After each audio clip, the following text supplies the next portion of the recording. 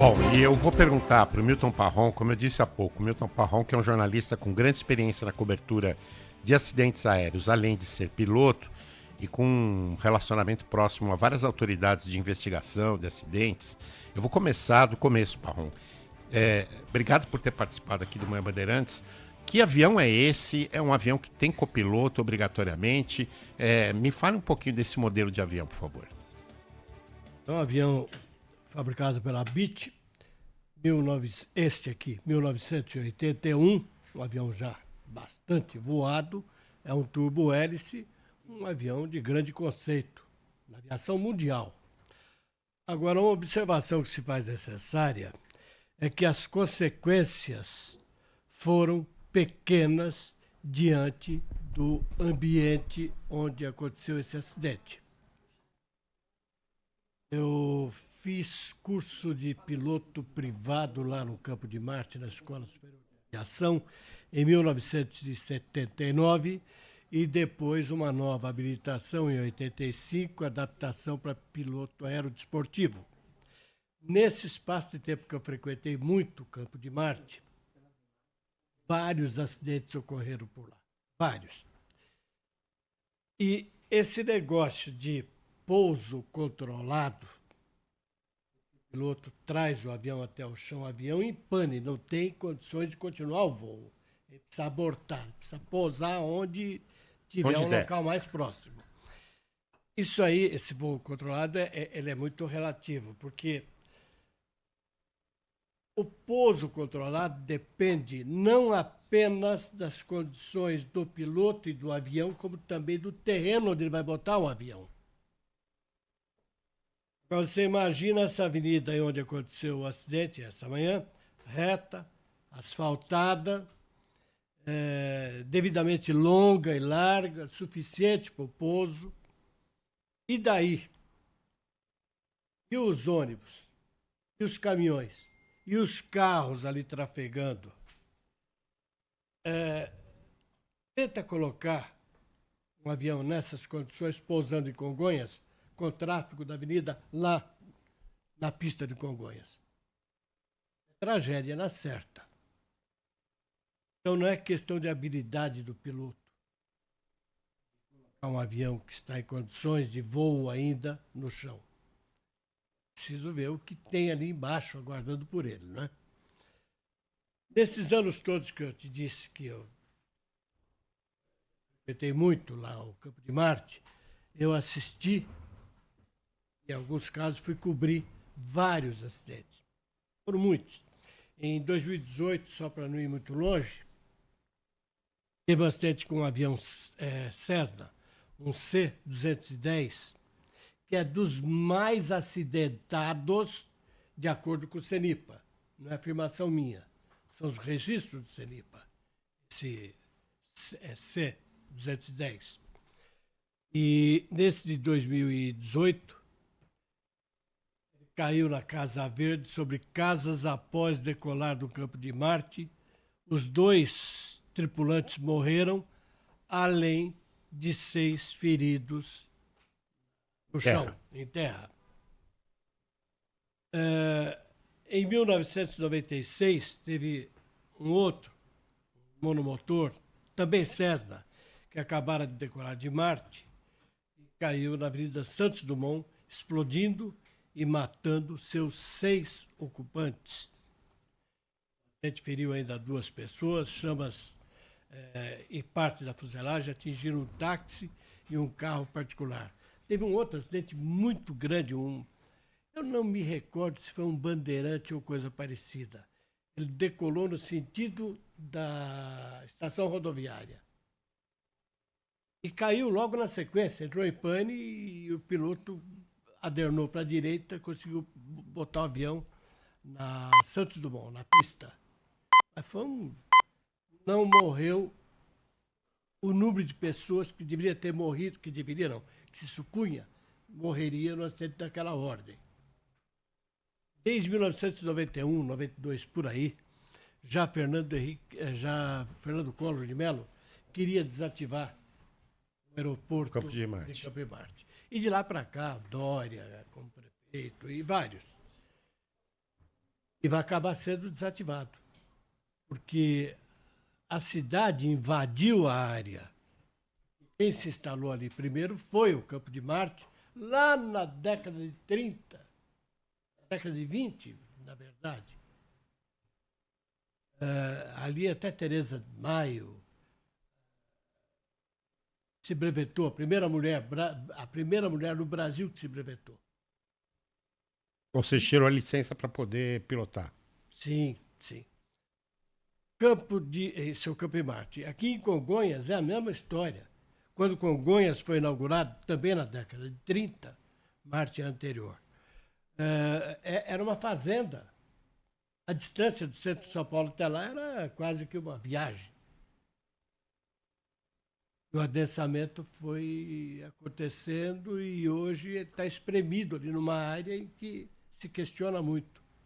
Você imagina uma emergência, um pouso na decolagem ou na hora da aterrissagem, um avião em emergência.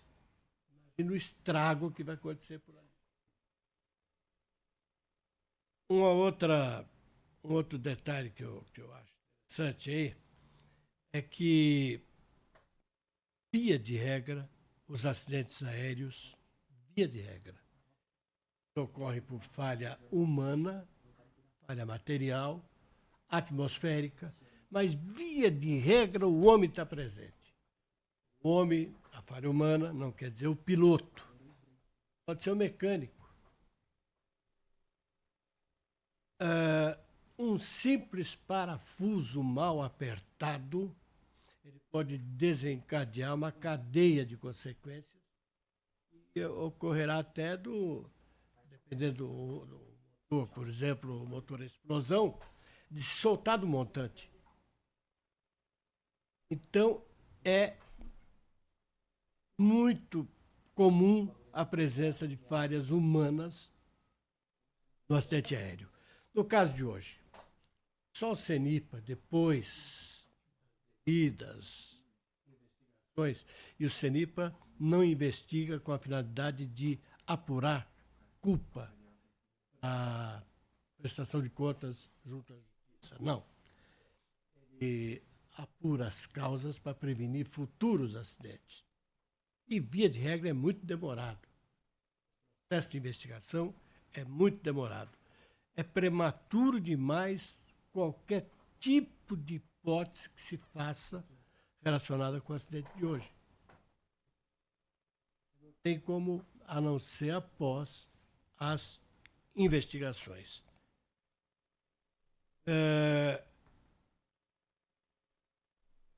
É muito difícil, já tem gente falando assodadamente, será que o avião estava com o seu CVA em dia? CVA é o Certificado de Aeronavegabilidade, que é obrigatório passar por revisão anualmente. Será que estava em dia? Será que a documentação... Ora, é muito difícil que a aeronave tivesse conseguido decolar sem os devidos certificados. Muito difícil. Essa ou qualquer uma. A decolagem ela passa pela análise de várias pessoas antes de receber autorização. Passa pela fiscalização de vários órgãos de controle que checam se a manutenção está em dia ou não. Portanto, isso é uma hipótese. Aliás, eu estava até verificando aqui, né? Fica disponível na ANAC. Essa aeronave que é de fabricação, ela é bem antiga, 81, ela estava com todos os seus certificados em dia. Não tinha nada atrasado lá, estava em perfeitas condições para o voo. Acidentes aéreos, como disse, eles nunca ocorrem por um fator único. Existe o fator falha humana, fator mecânico. Um pássaro pode atrapalhar um voo. Aconteceu ainda recentemente na Ásia. Portanto, é difícil precisar o que tenha ocorrido no caso de hoje. Só CENIPA, daqui a algum tempo, é que vai identificar. Posso fazer uma pergunta para o Claro. Parron, aproveitando a experiência dele? Um ouvinte um pouquinho mais cedo, Parron, falou que... Bom, e nessa hora a gente começa até a ver coisa que a gente não viu, né? Por causa do trauma, o que aconteceu. Não é todo dia, graças a Deus, que você vê um avião caindo na sua frente, né? Mas ele falou que teve a impressão de que o avião ou despejou ou espalhou combustível na hora da batida, na hora da explosão.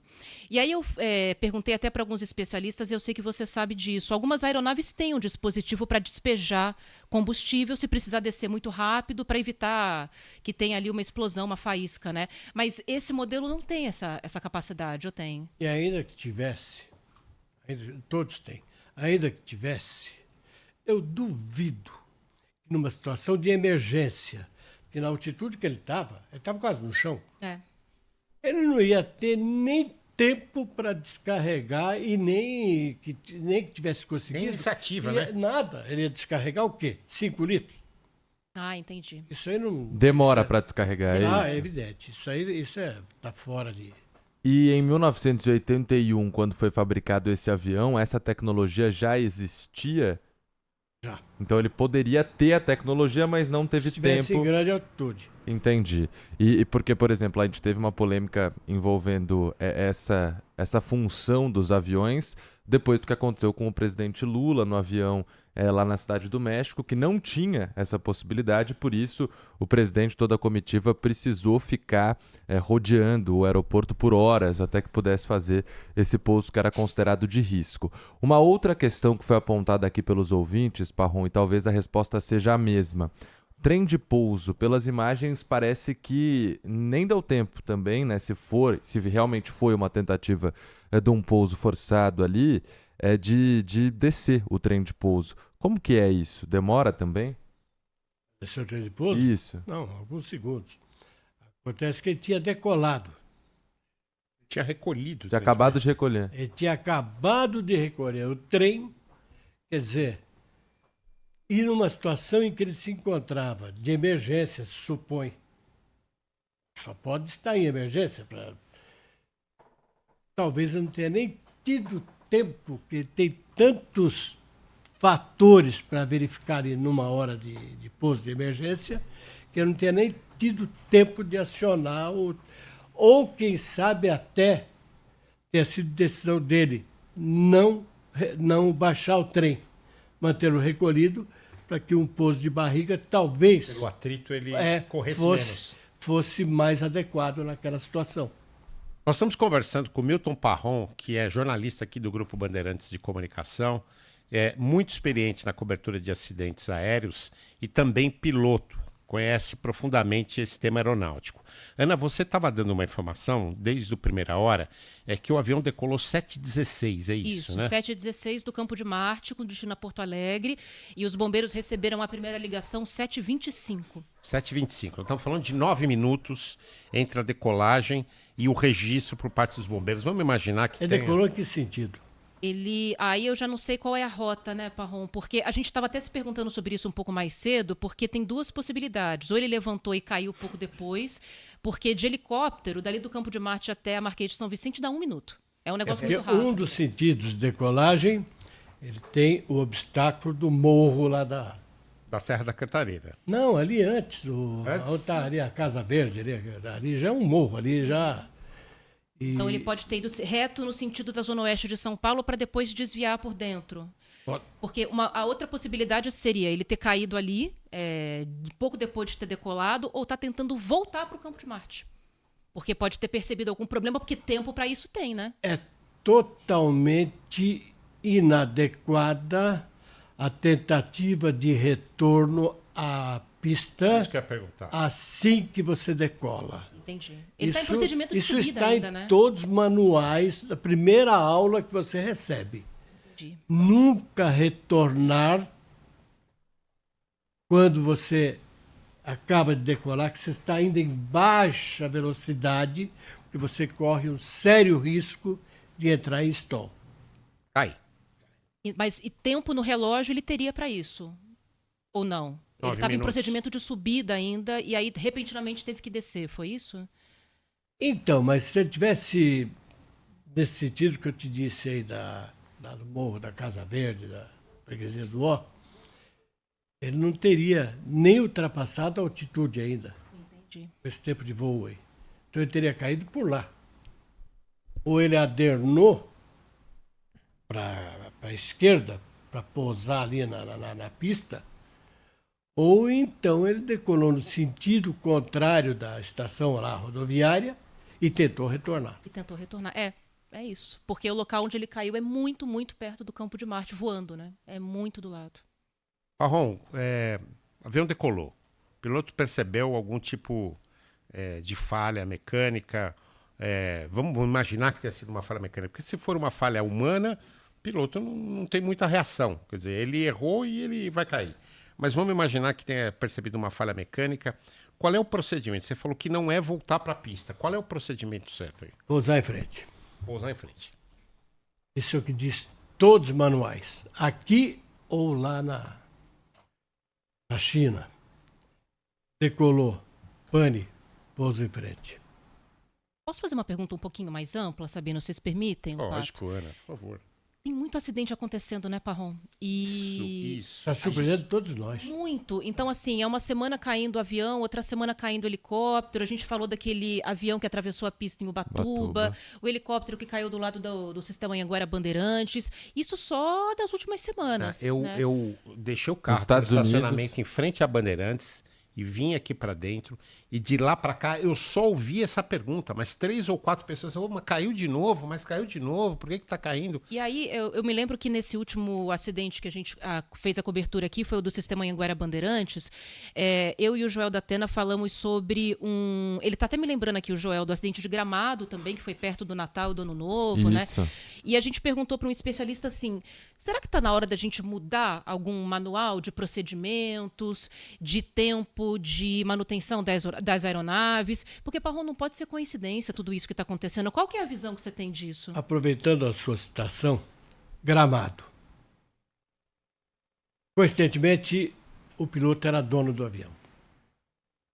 E via de regra, dono do avião, via de regra, não é claro que tem as exceções e muitas, mas ele não tem a habilidade de um piloto profissional.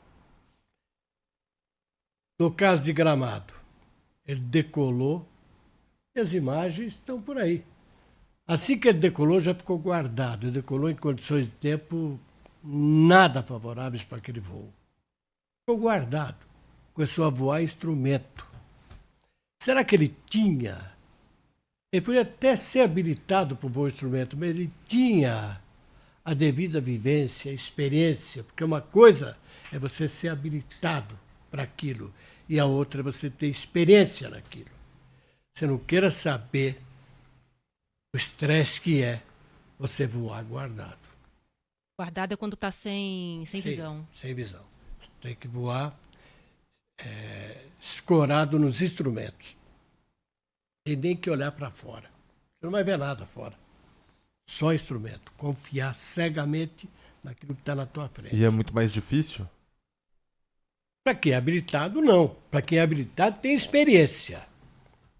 É na Porque experiência. é que estressante você voar sem... Sempre ver, é o ser humano. Será que não tem nada na minha frente? Você tem os seus instrumentos ali indicando, o TICAS, indicando, são instrumentos eletrônicos que te dão informação por sinais e não por imagem.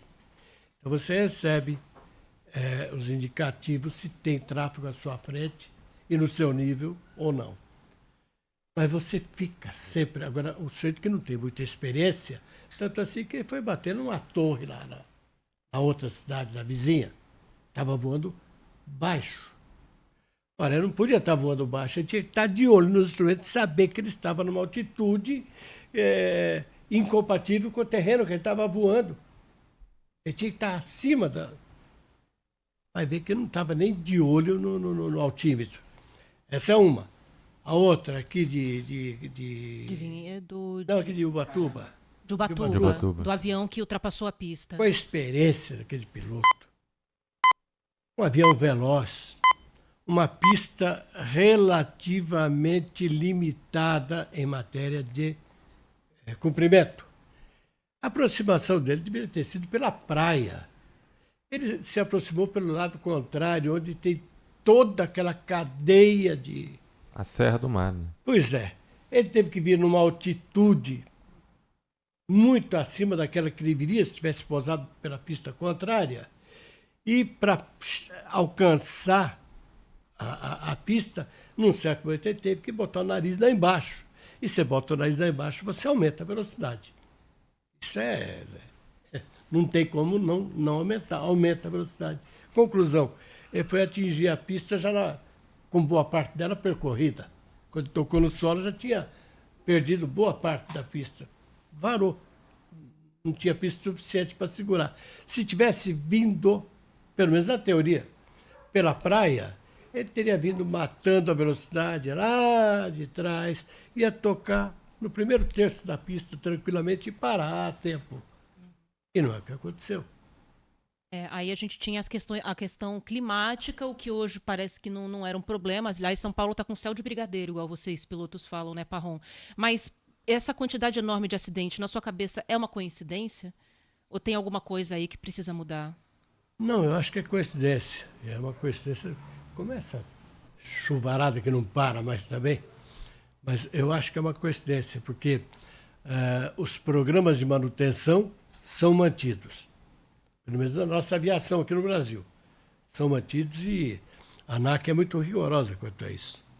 Se volta e meia aparece nos locais mais improváveis, você vai fazer manutenção no aeroporto lá em Ourinhos, lá em sei lá Americana, aqui não vai ter ninguém. Chega lá, está o pessoal da ANAC.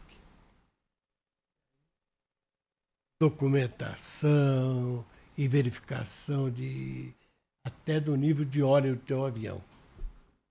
E se você não tiver com tudo em dia, o avião não sai. Então fica ali, fica retido. Então, aqui a manutenção é levada a sério.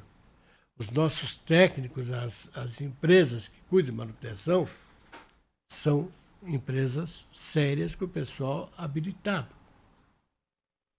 Eu acho que só pode ser coincidência aliada a um pouco de atrevimento.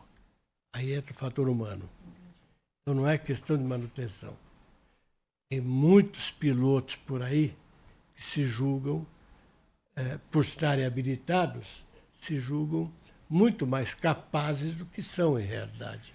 E acabam se aventurando aí para voar em condições atmosféricas negativas, enfim. Então, acho que essa é a razão. Entendi. E às vezes também, eu Sabino, tem muito mais avião e muito mais helicóptero voando, né? E aí é a mesma lógica que a gente tem de trânsito, né? Aumentou muito o volume de moto, tem mais acidente com moto. Aumentou muito o volume de helicóptero, de avião. Então, não sei, né? Mas o regulamento de tráfego aéreo, ele controla bem. Ele promove as devidas separações. É lógico que nesses aeroportos onde não há controle, onde existe o que se chama de autocontrole. Os pilotos, conversando entre si, é que estabelece as coordenadas. Mas você não vê acidente envolvendo aviões chocando por causa de excesso de tráfego. Entendeu? Agora, Parron, você comentou mais de uma vez sobre o ano de fabricação desse avião. 1981, para quem não é tão habituado ao mundo, né, dos aviões, é uma aeronave de quase 45 anos. Isso é muito? Isso é normal na aviação? Como que funciona? Depende do histórico de cada avião. Se ele passou pelas devidas revisões, sem grandes problemas. Aquele que não passa pelas devidas revisões, eu acabei de dizer que aqui há um controle muito grande, tem um contrassenso até. Não é contrassenso. Você vai lá por esse interior, lá